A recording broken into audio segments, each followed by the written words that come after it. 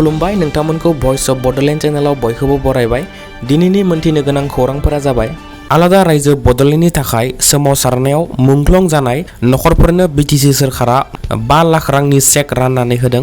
मैया उदालगुरिनि बिष्णुराबा क्रिस्टि नब्लाङाव बीटीसी सोरखारनि बानजायनायाव खुंफुंनाय मेलाव गासै 204 मुंख्लं नखरफोरनो 5 लाख रांनि चेकखौ मुंख्लं नखरफोरनो गथायनाय जायो। मख'जाथावदि बिथां मुंख्लं जोहोलाव-जोहोलावजोफोरा आलादा रायजो बडोलेण्डनि थाखाय नांथाबनानै भारत सोरखार आरो आसाम सोरखारजों बडोलेण्डनि थाखाय जुजिनानै गावनि जिउखौ बावनानै गालांदों। नाथाय थारैनो बिथां मुंख्लं जालांनाय जोहोलाव-जोहोलावजोफोरनि थैनि बेसेना बीटीसी एबा BTR जोंनो थोजासेमोन नामा?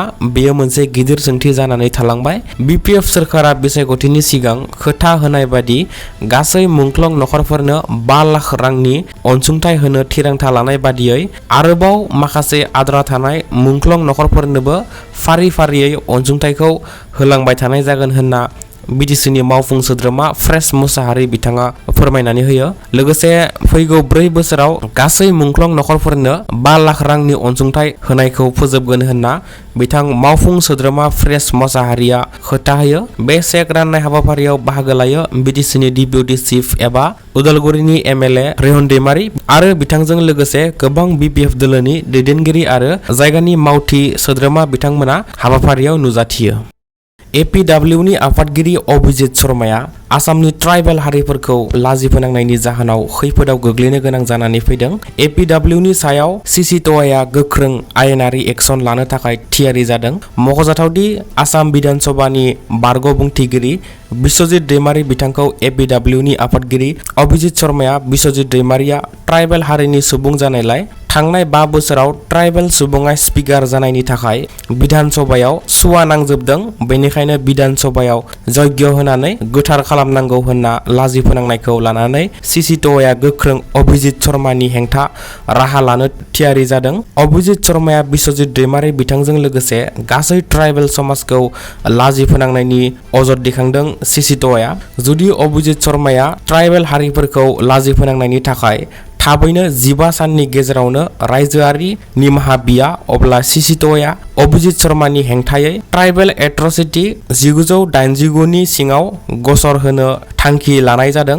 बेजों लोगोसे जुदि थाबैनो निमाहा बिया अब्ला APWनि आफादगिरि अभिजित शर्माखौ ट्राइबेल ओनसोलाव बेन एबा बायगट खालामनो थाखाय थिरांथा लानायखौ CCTOनि दैदेनगिरि अदित्य खाख्लारि बिथाङा फोरमायनानै होयो। बिथांजों लोगोसे थांनाय साननैसो सिगां गुवाहाटीआव सुस्मिता बसुमतारी मुंनि बर' सिख्लाखौ बुथारनायनि थाखाय गोख्रों नायबिजिरनो नांगौ आरो दायनिगिरिखौ गोख्रों साजा होनांगौनि थाखाय दाबि दैखांदों CCTOआ। बेजों लोगोसे फरेस्ट राइट एक्टनि गेजेरजों ट्राइबेलफोरनोल' गनायथि होनायजों लोगोसे ट्राइबेल बेल्ट एन्ड ब्लकनि हायाव आयेन बेरेखा न' लुना थानायफोरखौ थाबैनो इभिक्शन खालामनांगौनि थाखाय हेमन्त बिश्व शर्मा बिथांनि दैदेननाय गोदान सोरखारनिसिम खावलायहरो CCTOआ। मख'जाथावदि गुवाहाटीनि पल्टन बाजारनि ट्राइबेल गेस्ट हाउसआव CCTOनि बे जथुमायाव गोबां गोनां थिरांथाफोरखौ आजावनाय जायो। बे जथुमायाव एबसु बर' थुनलाइ आफादजों लोगोसे आरोबाव गुबुन आसामनि ट्राइबेल हारिफोरनि आफादफोराबो CCTOनि बे जथुमायाव बाहागो लायो।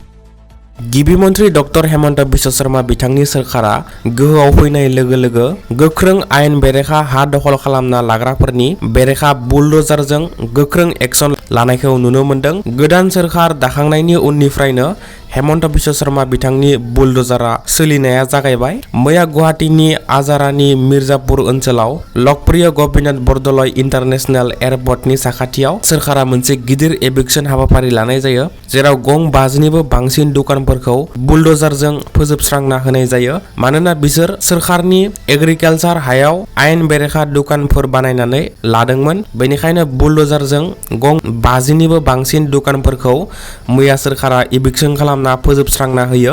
बे एभिक्शन खालामनाय दुकाननि बिगोमाफोरा फोरमायनाय बादिब्ला सोरखारा सिगाङावनो एभिक्शन खालामगोननि जेबो नटिस हरग्रोनाय जायाखैमोन। हरखाब फैब्रबना एभिक्शन खालामनायाव दुकाननि बेसादफोरखौ बोखारनो सम मोनैयाव गोबां खहा जानो गोनां जादों होनना एभिक्शन खालामजानायफोरा फोरमायो।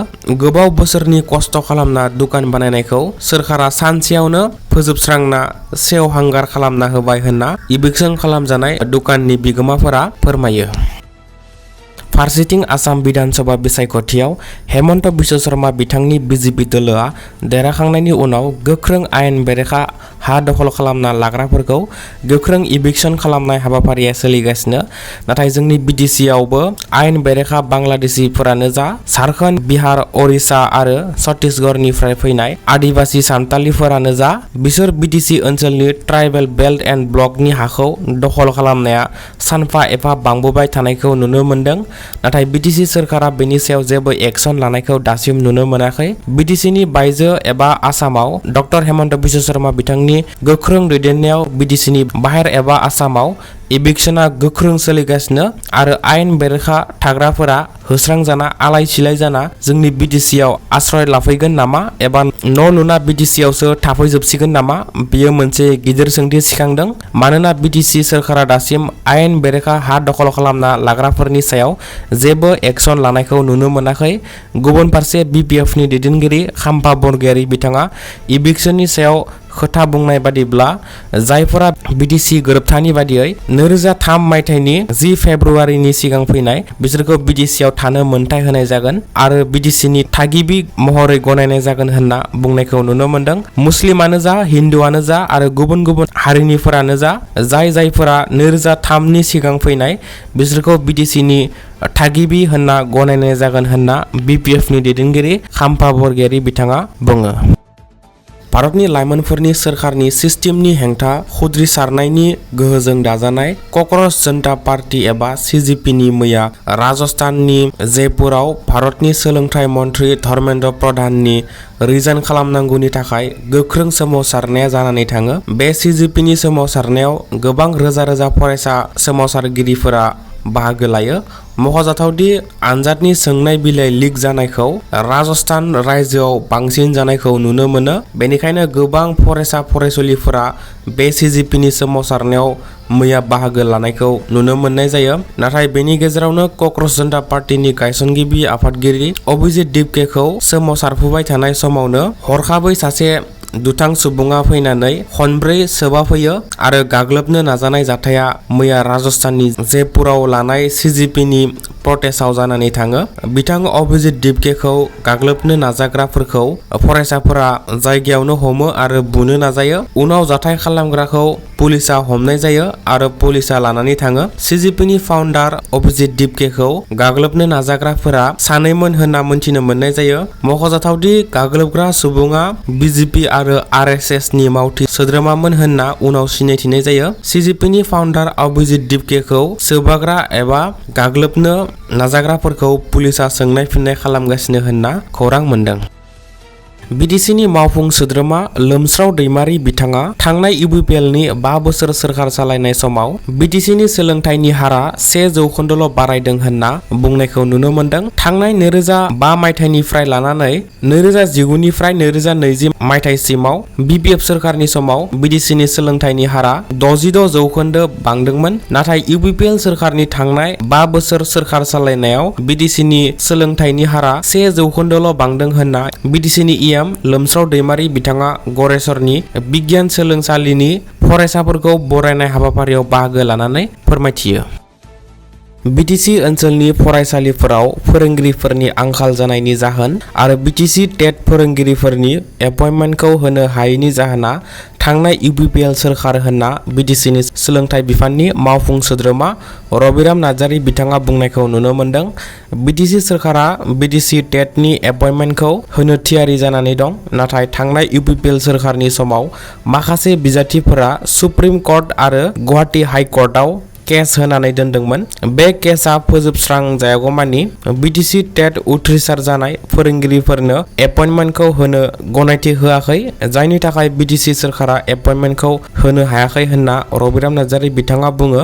जायनि जाहोनाव बिटिसिआव फरायसालिफोराव फोरोंगिरि गैला जालांदों। फरायसाफोरनि अनजिमाया सोरखारि फरायसालियाव खम जालांदों होनना रबिराम नार्जारी बिथाङा बुङो। सुप्रिम कर्ट आरो गुवाहाटी हाइ कर्टनि केसआ जोबोब्लानो एपइन्टमेन्टखौ राननाय जागोन। सोरखारा आयेननि बेरेखा थांना खामानि मावनो हाया, बेनिखायनो सोरखारा दासिमबो एपइन्टमेन्टखौ होनो हायाखै होनना बिटिसिनि सोलोंथाइ बिफाननि मावफुं सोद्रोमा रबिराम नार्जारी बिथाङा फोरमायथिना होयो।